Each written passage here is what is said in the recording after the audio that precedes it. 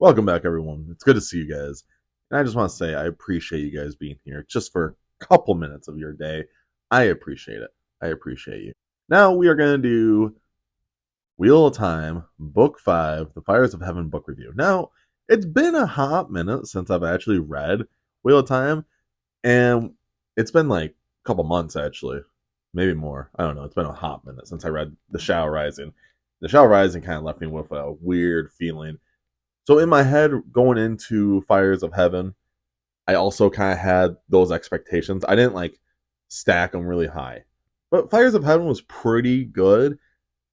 Second half of the book, the first half of the book, holy crap! I'm not gonna go into deep spoilers because, like I said, I want everyone to experience these books or just books, whatever, with their own self. This is just gonna be me talking about things I liked and things I didn't like, and that's it.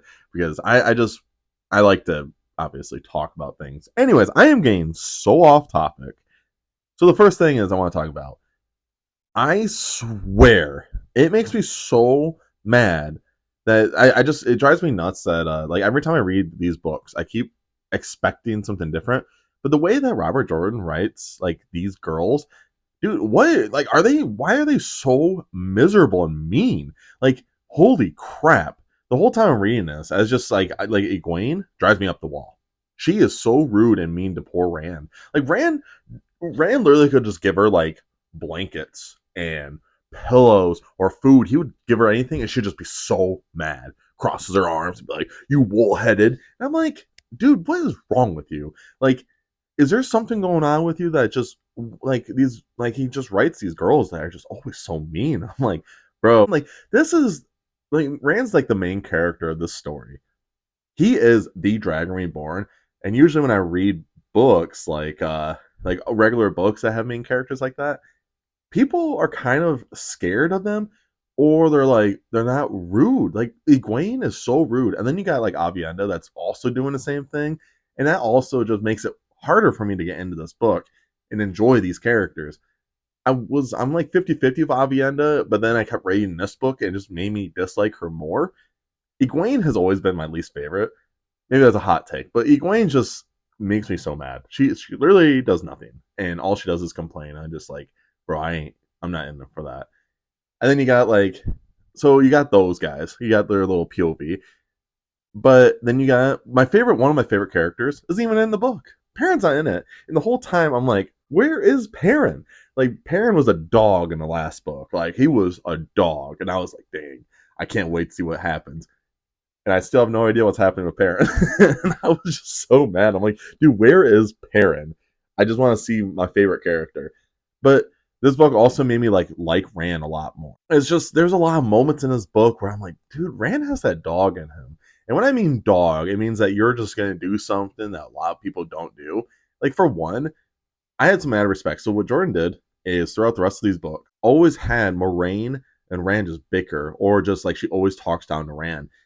And I kind of like how Rand finally just stands up for himself in a little bit, where Moraine just like obeys him. Now I'm not like, oh hell yeah, but like it's such a it just threw me off so much that Rand kind of just tells Moraine what to do throughout this book, and I kind of liked it because I'm like, Rand, finally, you finally man up, you finally just like don't take any of this crap, and I'm like, bro, that's a good moment, especially with Moraine, because Moraine is like my fave besides Perrin because I love Perrin, but like Moraine is like second, and then we yeah. Anyways, we're not getting into that part, but that's the whole time I was just thinking about reading that is like Rand finally like man up and face Moraine, and I was like, dude, good for you, man.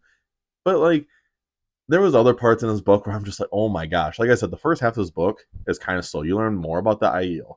And I'm not gonna lie, I get so bored with these things because it's so much he tells you and describes where I'm like, this book could have been cut by 200 pages. I feel like I say that in every single one, except for the Eye of the World. I think Eye of the World was fine and The Great Hunt was fine. But after that, they should have been cut like 200 pages. I swear. They just, he just wants to like flex his details, which is fine. I think Robert Jordan's a great writer. I'm not saying anything against that. I'm just saying like his books are so slow in some aspects where like, come on. Like I skim read some of these pages because it just felt like there was nothing going on And especially when you get to, so this is another, I'm still hit or miss with some of these characters. Like, I really like Tom. I like Elena. They're all like close to the same. Anyway, she's one of the three women that like Rand. Go figure. And that's another thing. Why do these girls like Rand? So you got Lyda, and then you got like Avienda, and then you got Min. These three like all love Rand, and I don't understand why. Like, out of all three of them, Avienda makes the most sense of why she likes Rand. It makes sense why Rand likes her, but like Min and Rand don't even like do hardly anything. And I'm gonna say that Min is just, what is the point of Min? Everyone, I hear a lot of people talk about Min, and she just, I don't understand why she's in the story. She does nothing. She just, when you get to her chapters, I'm kind of like, oh god, and it's just, it's rough because it feels like there's nothing going on with Min. All she does is talk about Rand, and I'm like, dude, I just read this chapter about Rand, and I still don't know why you like Rand. But like, I guess it just means that Rand has that dog in him because he has these three girls all loving him, and he just does nothing. He's just wool headed apparently, and he's just really hard headed about doing things, and I maybe that's why they like him. So you got that part, but the chapters that I legit was sighed loudly, like, oh god, here we go. Is the chapters with Naive and Tom. What, like, the whole time I was reading this, I'm trying to figure out what is going on because they're just hanging out at a circus. Like, it finally gets really good, but like, oh my gosh, there's so many chapters that could have been like cut, I swear, because all they were doing is just hanging out, doing some rope stuff, and I'm just like, oh, can we please just move on, man? Like, it was just so much. But I will say this, I really liked that Naive kind of gets like beat to the point where she like kind of drops her attitude. I really like that. Like, I didn't really like Naive a whole lot just because she was just rude. Like some of these girls are just straight up rude, and I'm like, man, sometimes you just need to get like slapped by like someone. Like I always been like one of those people that's like, people are like rude that like that. It just drives me nuts. And she's just so rude to everyone. And she finally, like, that finally happens in this book. Oh, yeah, baby! That's what I've been waiting for. That's what it's all about. Woo! And her demeanor changes a lot, and I actually really like that. I'm really happy that happened. She needed a wake up call. But I will say, Tom does nothing in this book, and that really upsets me as well. Because Tom's one of my favorites. I like most of these characters. I know it sounds like I'm just bashing people in this, but like, I feel like a lot of them are just not doing anything. And I'm like, what is going on? Like, come on, man. What is going on? I will say, I did not see this coming, but like, there was a paint there, like Rand and Matt kind of become like dudes that just like women a lot. Especially Matt. He always talks about in the previous like books, but this finally happens in this book. I'm like, Matt, my boy. Now Matt, I can see why people really like Matt. I always kind of liked Matt, but this book really sets the tone with Matt, and I really enjoyed these aspects of Matt. And like I said, Rand is just becoming that dog. Like, there's a lot of things I've been reading in this book. I'm like, dude, Rand's becoming a dog. Like, he's nothing compared to Perrin. I'm not saying that because Perrin's a wolf brother, but I'm just saying, man, Rand's definitely a dog. I do like the series. I do. It's just there's so much things that he is just so repetitive that it just kind of drives me nuts. Like, especially when there's so much things that I feel like it's just like, what's the point of being in this book? And then you realize it just doesn't lead to anything. There's a lot of characters that he names, and I don't actually remember half of them because it's like, if I don't hear a name 3 or 4 times, I'm kind of just gonna forget about you, man.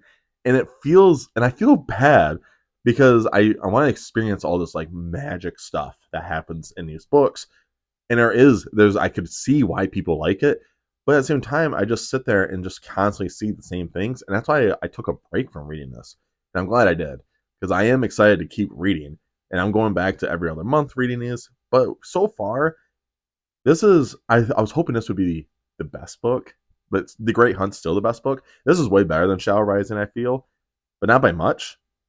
And Shadow Rising I really liked because of Perrin. Maybe it's because Perrin's not in the book, but there was parts in this book where it's like you could just cut a bunch of this stuff and put Perrin chapters in there, and it would have been fine. Maybe, I don't know, but I'm hoping in Lord of Chaos we get to see Perrin again, and I am hyped. But so far, the Wheel of Time series is just setting a good solid like 3.75, 4 stars, the whole series together, which is still really good just for me. And hopefully, when the further I get into it, the more I'm just gonna be like, oh, this is insane. If you guys made it to the end of this video, I do appreciate it. Make sure you guys check out all my socials down below. Let me know which Wheel of Time book is your favorite, and let me know which character is your favorite in the book. I would like to know, and maybe you might persuade me to like, maybe I'll rethink it. Especially like Egwene. Someone has to tell me why people like Egwene. I need to know why. I can't stand Egwene. Anyways, I'm getting off topic again.